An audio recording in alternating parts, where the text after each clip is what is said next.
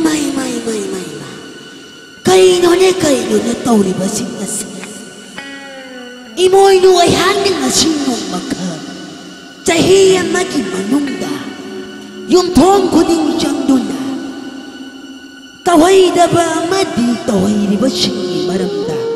yang dân với lạc đi bớt sinh ai hắc à một hắn lạc những đã re ang akpanida hujung matong di kay juki mong na sinh sinh thay đi ngày đi mong na chân đỏ ô thong đi mong si prida hay imoy nuôi hak siya wakan yaman nung ay tre ay buhal na jira lai jara ba imong karada amok siyang doon amok iyang okay ke hay may ayak mo ang thongan yung tizan na pung nagdalay kato na hay rahiyang napitam doon na sa tadum ahong kato na ayak mo kaya na ng tizan na lakit panik ko'y doon siya gada yep tau doon na ayak mo kaya da thoni jariba he lai rabi nang ngachi dagi imoy no ay hang na pili ba borase nang tungjaro ko nang ngachi ko wa hing ngachi dagi nong hek ala pa matamda nakin na puroy ba amadi nahang na wana jaro ba kuding magdane ababa manguloy pa to oy jaro ko ay kangini nahang na ababa tan ni jariba ayaki da magatamoy siyeng nagkachariba karado lawi ko aduga ha ina kumbi munda amuk jangaga amuk hay mai loire da na tawri chiti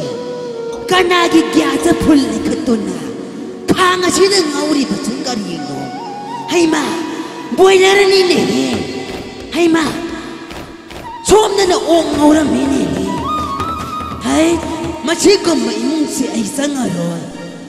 nungai ri hai dun na pura dolan sari hai dun na gyata phunda lai khallaga ok yen ngauri bi imung sidati ai gi da tangja pham lai tare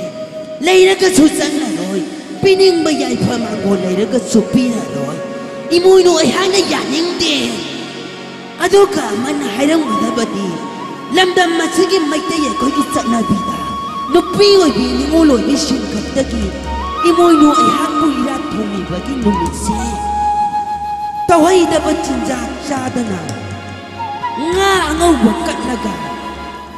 kwada talab umdana puna mak ase loy na thado oga abhabata oira samu abhabata kapira uko mayam puna makta ningu loy bishinda ayang na yai phamangon piram lagi lai re ina kun makai dok ibase ay na ko'y da shawra ro punang magda apaba yay pamangon piram lagi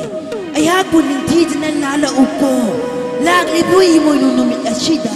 ay na ko'y yum da tsang lagi yay pamangon piram ge nga chigi da magda di imoy no ay hag ahal lagi ko